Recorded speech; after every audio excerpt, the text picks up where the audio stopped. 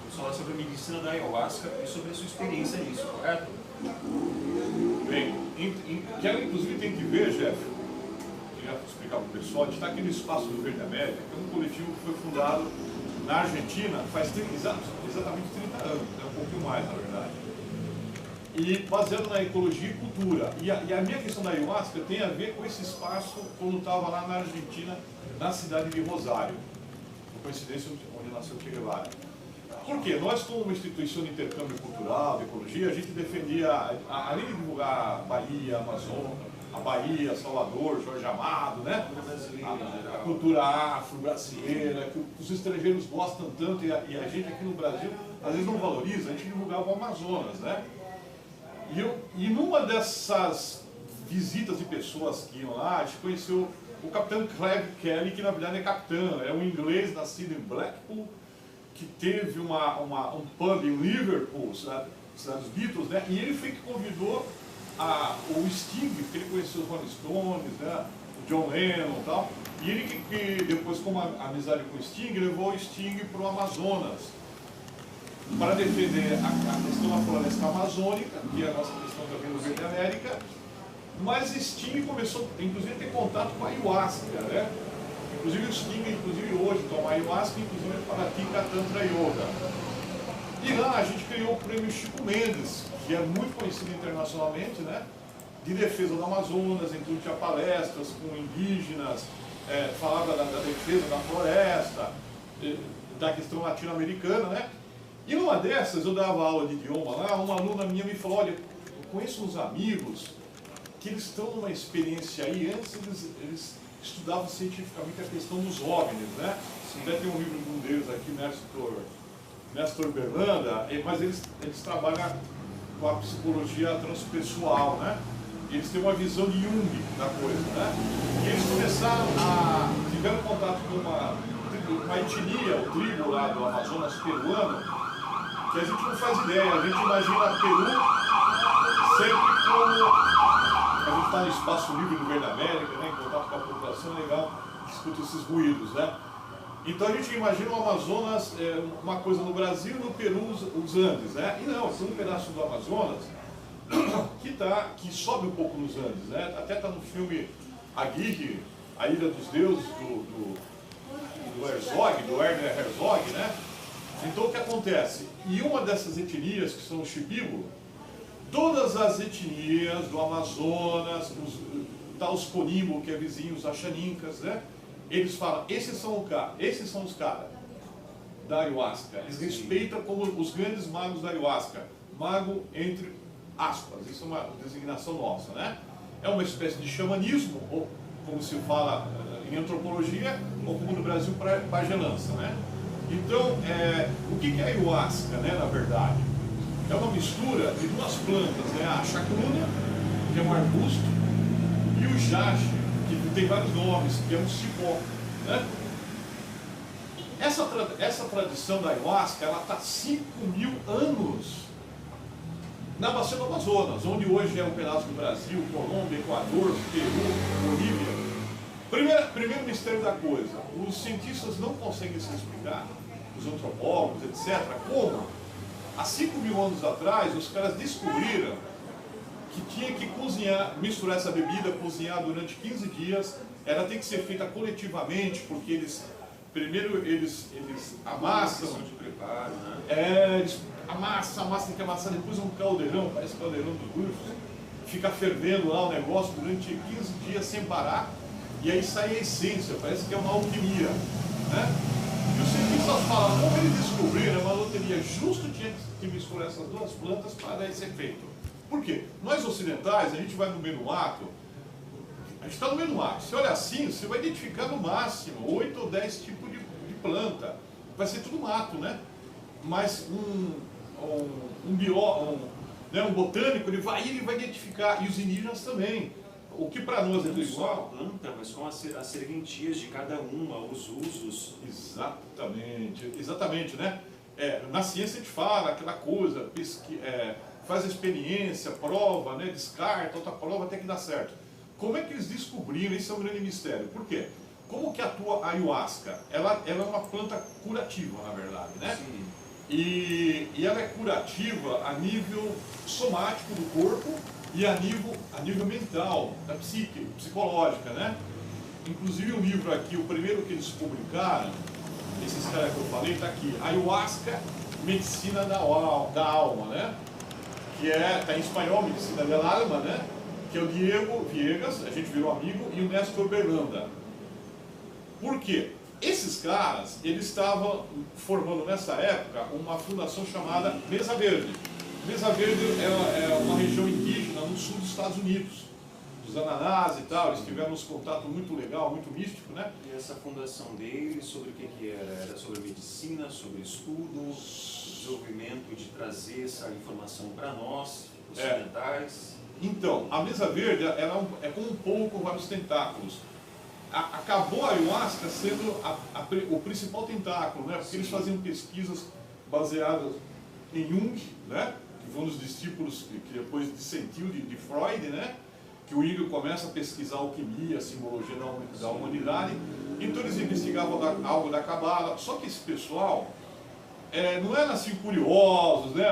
Um hippie, com todo o respeito que eu tenho aos hippies, adoro a cultura, que colocava a mochila nas costas. Não, os caras são... Não era um empirismo despreparado, eram estudiosos de fato. Eram três psiquiatras, um psicólogo, um advogado. Depois eles terminaram todos estudando antropologia. Inclusive hoje é cátedra na universidade, nas universidades, pelo menos na de Rosário e Buenos Aires. É cátedra lá. Entrou dentro, e olha que a medicina na Argentina, eles são muito rígidos, muito convencionais, daquela coisa da medicina, da nossa ciência atual, eles não são tão abertos. O Brasil é um pouco mais aberto, e eles admitiram. Aqui no Brasil você tem coisas que são consideradas medicina holística, sendo amparadas pelos SUS, lá já são mais restritos a isso. Então, deixando de ser através disso. Essa pesquisa séria. A acupuntura, tudo já está sendo reconhecido, né? Mas isso era um fator mais complicado. Aqui no Brasil mesmo, quando, por exemplo, começou, aí já é um movimento religioso, a gente precisa fazer a diferença da ayahuasca tradicional indígena para o Santo Daime. Sim. E vieram variantes do Santo Daime, como a UDV, o vegetal, a barquinha, né? Então o governo brasileiro, inclusive na ditadura, na época do Figueiredo, foram 4 experiências ao Acre para liberar. O governo mandava cientistas lá, antropólogos, químicos, para ver como é que isso interferia, se não era um tipo de droga. E aí é o mais apaixonante da ayahuasca, né? O próprio governo brasileiro liberou isso, na época da ditadura, né? E aí a nível mundial, agora ele é estudado, você encontra pilhas de livros nos Estados Unidos, o grande antropólogo já desencarnado, Francis McKenna, pilhas de livros na Europa. E no Brasil a literatura, que ela é típica aqui do Amazonas brasileiro, do Amazonas colombiano, a nossa literatura é super pobre, a gente não deu valor. E ela é considerada, por isso que não é alucinógeno, né? Eu não sou especialista nisso, eu não quero também me meter, mas alucinógeno é quando você alucina, o cara fumou um negócio lá diferente, tal, tá vendo um elefante rosa no ar, aí que legal. Não existe nenhum elefante rosa. E eles fazem a diferenciação, isso é importante. Não é alucinógeno, é enteógeno. Teo, vem do grego. Porque, segundo a ciência, aquilo que eu conheço, são componentes que já estão no nosso sistema. Sim, está dentro do nosso cérebro, dentro dos neurônios.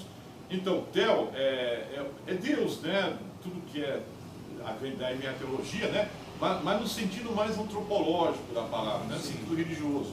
Então é contato com o divino, é contato com alguma coisa que está lá dentro, está na alma. Então eles diferenciaram um alucinógeno de um enteógeno, né?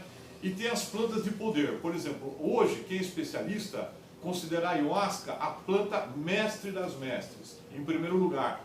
Ela é só da região do Amazonas. Em segundo lugar vem o peiote mexicano. Em terceiro, a Marita muscaia, né, o cogumelo, que possivelmente Cristo, né, os essênios também usavam, na Sibéria, daí vem a palavra xamanismo, né? Isso está em todo o planeta, inclusive no Brasil. Mas a ayahuasca, assim como o peiote mexicano, a ayahuasca é só... somente das Américas. Ela é da América do Sul e da região amazônica, né? Agora, isso que o Jeff falava agora, né? O que está no nosso cérebro? Tem uma enzima, a DMT, dimetiltriptamina, né? É uma palavra comprida, né? Então eles abreviaram como DMT. No começo do século XX, os cientistas davam outro nome a essa substância, telepatina. Telepatina, porque ela provoca telepatia. Você quando bebe e é o nome científico, tá? Não é o nome popular que alguma banda de rock colocou, psicodélica, é nome científico, telepatina. Como o nome também era muito assim, e depois eles vão mudando a nomenclatura, passou a ser DMT, dimetiltriptamina, que é essa substância a gente tem numa porção muito ínfima no nosso cérebro, muito pequena, né? Então, entre a chacrona e o jade, ela se combina, mas ela é como que vem um véu, faz lembrar até o véu de Isis da Blavatsky, né, de Helena, grande mística, Helena Petrovna Blavatsky, grande mística russa. Então, parece que o nosso cérebro tem uma censura, ele está lá, mas ele não atua. A combinação da ayahuasca, das duas plantas, uma delas, ela vai abrir o véu, ela vai rasgar, para que a outra, que produz efeitos, possa penetrar. Olha que coisa interessante. Agora, no nosso cérebro, nos nossos neurônios, tem sinapses. Então, e é como a fechadura e a chave, né? A fechadura entra, a chave entra, dá direitinho na fechadura. Por quê? Porque está no nosso cérebro, por isso que ela faz tanto efeito. E que efeito que ela faz? E por isso que não é assim, na tradição indígena, ou aqueles que seguem a tradição indígena, como no caso dessa Fundação Mesa Verde, que eles têm um contato direto com o Jeremy Narby. Jeremy Narby é um antropólogo que virou também bioquímico na prática, suíço, que escreveu o famoso livro A Serpente Cósmica. Hoje é o maior tratado sobre o tema. Ele esteve morando no Peru com muitas experiências com a ayahuasca, né?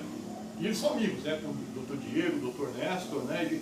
E hoje eles estão... Cósmica, ele trata sobre esse assunto... É ayahuasca. É ayahuasca. Por quê? Você tem muitas visões de serpente na ayahuasca. Com certeza. E isso coincide com as tradições espirituais da humanidade. Olha que gozado, né?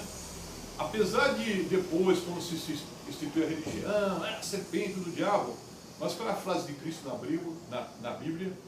Sejam, né, astutos como as serpentes e pacíficos como as pombas. Naquela época, astuto era inteligência. Hoje, a astúcia tem um caráter mais negativo, aquela inteligência maldosa. Mas a palavra mudou. Então, você está na Bíblia, Cristo falando que sejam como as serpentes. Os faraós, eles têm aqui a serpente no casco, né, no capacete, vamos chamar assim. Buda, Siddhartha Gautama, quando nasce, ainda tem coisa, peraí. Quando nasce, a mãe dele vai parir e chove e vê uma naja gigantesca e fica por cima dele protegendo da chuva do nascimento. Quetzalcoatl, a serpente emplumada dos maias.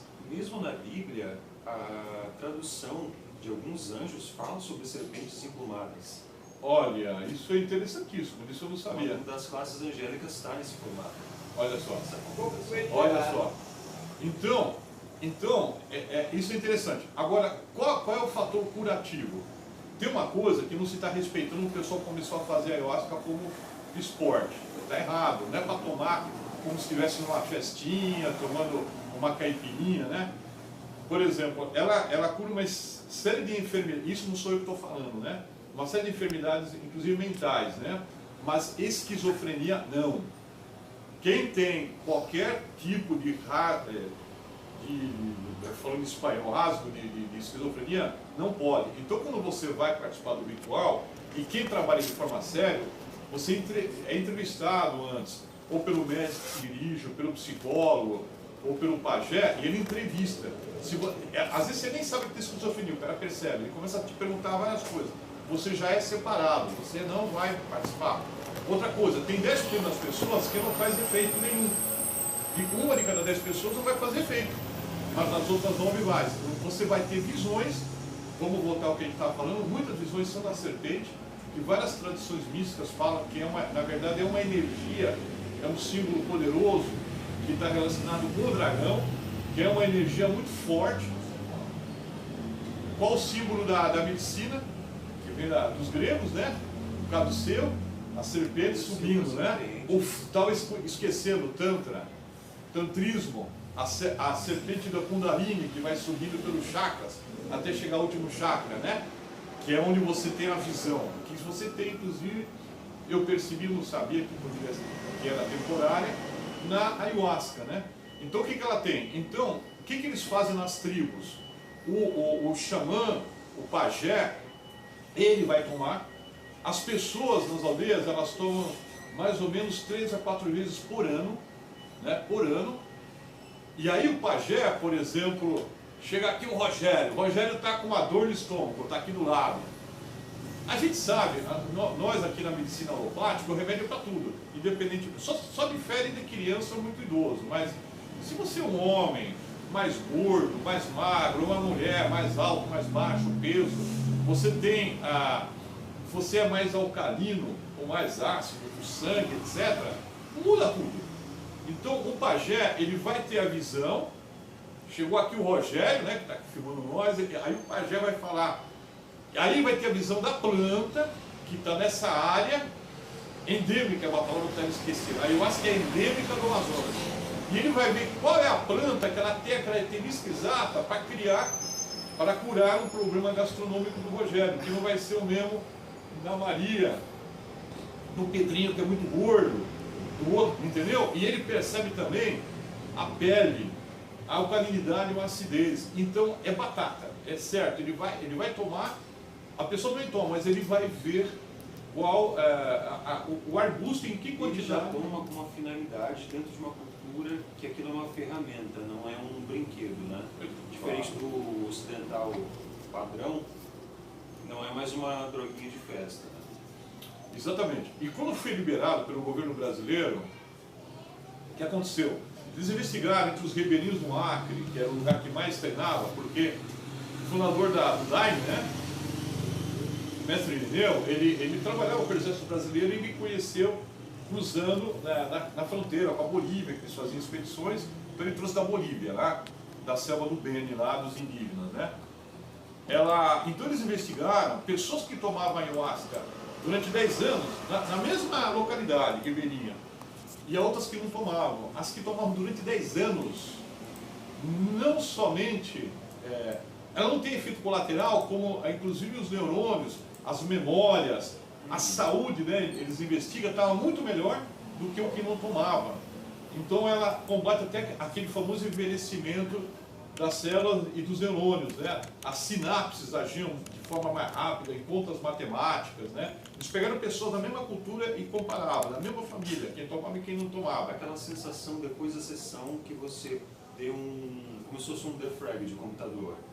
Você zerou, você estava com certas coisas acumuladas, você conseguiu se estabilizar, sim, pelo menos por aquele período. É mais ou menos isso, só que a longo prazo, que as pessoas tinham. Então, as pessoas tomavam durante 10 anos, né? O que hoje a ciência já sabe, por isso que ela, inclusive, o Diego e o Néstor vem frequentemente aqui na USP, em São Paulo, hoje eles investigam, né? Hoje isso aí já, o que era possível de chamar de lenda urbana, de lenda florestal anos atrás, hoje já não é, né?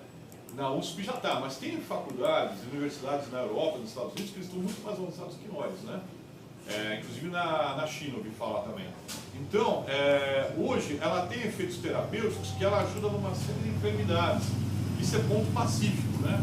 Agora, qual o problema? Eu já vi casos muito graves de jovens que tomaram e não fizeram, não passou por essa peneira. O cara tinha esquizofrenia, piorou a esquizofrenia, né? Então você tem que atuar com um grupo sério.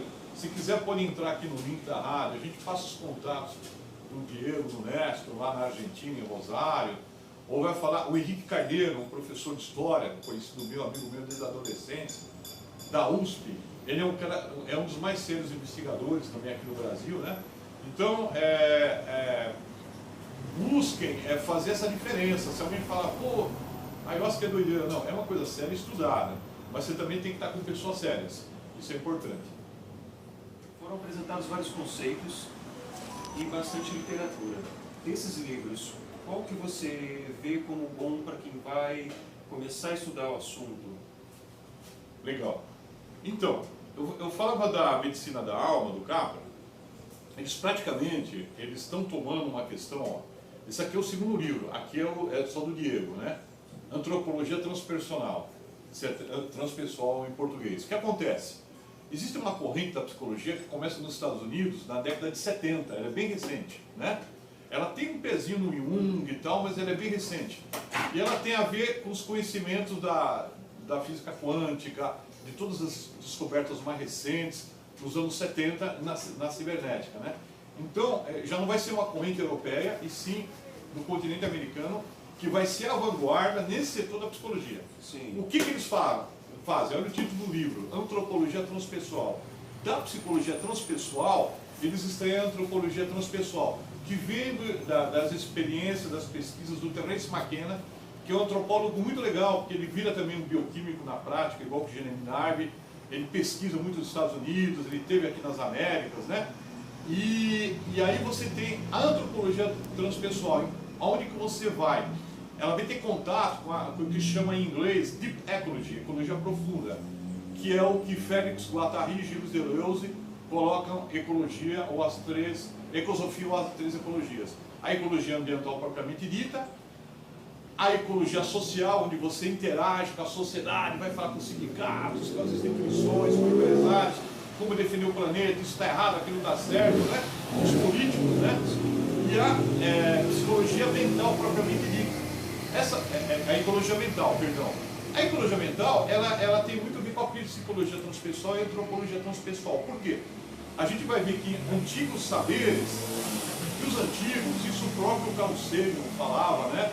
Isso é muito legal, né? Naquele livro que inclusive combate os preconceitos, as superstições do norte-americano que acha que tem um dragão escondido na garagem de carro, né? Ele vai combater a superstição. O dragão invisível do Carl Sagan. Que ele vai falar o mundo assombrado pelos demônios, né? Mas ele justamente vai falar isso. Os antigos, eles faziam ciência por outras vias.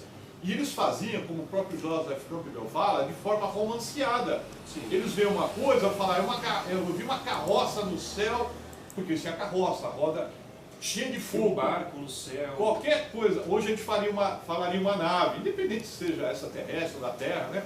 Algo iluminado. Então a gente vai cair aonde? Fritjof Capra, o ponto de mutação, o tal da física. O que Capra fez? Ainda nos anos 70. Ele sintetizou todo o conhecimento que vem na física quântica, do Niels Bohr, do todo o pessoal que começa no primeiro ano do século XX, em 1900. Ela não é nova. A escola de Copenhague, e ela vai evoluindo, né? E finalmente, nos anos 70, o Fritjof Capra escreve O Tal da Física, o Tal do Taoísmo. Ele vê uma relação nos contos, na mitologia hindu, como Shiva no universo, e ele vê a água do mar indo e vindo, ele fala, pô, eles estão romanceando no Bhagavad Gita, basicamente, no Mahabharata, os ciclos, né, de vai e vem, as energias, né? E ele fala, caramba, isso é o que a gente fala em física quântica, e eles falavam em linguagem figurada, metafórica. Aí ele escreve o ponto da mutação que estoura. Esse aqui, a teia da vida, como a teia, essa visão eu tive na ayahuasca, na minha primeira, por exemplo. Eu olhei o céu, parecia, sabe, cheio de teias, né, de conexões entre as estrelas. Isso hoje já sabe, com as últimas observações, que é a visão, que parece até os neurônios do cérebro, né? Esse é o último livro do Capra. Ou então o maior cérebro que a gente tem, que são as florestas interligadas por baixo, você tem toda uma rede viva, caramba, interconectada. Exatamente. O Capra vai falar um pouco disso aqui nesse último livro, pouca gente conhece, saiu ano passado, Padrões de Conexão. Cara, e você falou isso, o Jeremy Narby, Jeff, o Jeremy Narby, o último livro dele, depois da Serpente Cósmica, tudo, ele escreveu Inteligência da Natureza.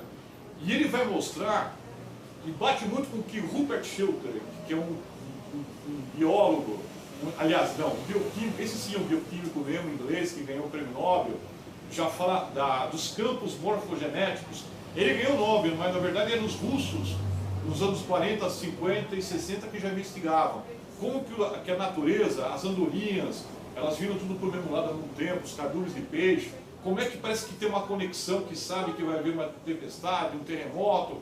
Então a natureza está conectada. Isso que você falou, as árvores, né? Os rizomas, né? As árvores, hoje se sabe, a grande descoberta, que as árvores São seres vivos que se comunicam entre elas. Parece que a gente está vendo aquele filme que está aqui no Verde América, O Senhor dos Anéis, né? As árvores correndo se defendendo. Elas têm linguagem própria. Não somente as plantas, elas se conectam com padrões raízes por debaixo da terra. Existem sinapses, como nos nossos neurônios, nas pequenas raízes que vão saindo das maiores raízes, elas se tocam na área que a gente não vê. Mas até uma questão do zapatismo, quando fala o homem subterrâneo por detrás que se conecta, os que ficaram fora do neoliberalismo, é o maior barato. Então, isso é uma coisa interessante. Esses livros do Berlanda, está tudo em espanhol, gente. A gente vai tentar traduzir, eles já me autorizaram. Ayahuasca, Medicina da Alma, vocês não vão conseguir em português. Mas eu aconselho, que foi o que o Jeff perguntou, que lê. Leia Fritjof Capra. É o maior sintetizador dos conhecimentos quânticos da atualidade. Né? Inclusive tem um livro anterior a esse aqui, que está muito bom também, a sistematização da teoria sistêmica, parece uma redundância, né? E as últimas descobertas. E tem muito mais coisa para a gente falar da ayahuasca, tem muito mais coisa para falar. Que vocês podem perguntar depois no programa, mandar mensagem, né? E a gente pode seguir falando no outro programa, né? Excelente.